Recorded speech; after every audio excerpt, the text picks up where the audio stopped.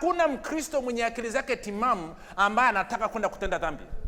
Kila Mkristo anajitahidi kukimbia na kuiacha hiyo dhambi, including yoyote mwenye addiction yoyote.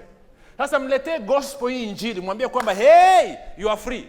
Tuwaeleze watu injili, alafu huyo mwenyewe mwenye injili ambao alisema ni nguvu ya Mungu iletayo wokovu afanye hiyo kazi huko nyuma, alafu aweze kuwabadilisha hao watu.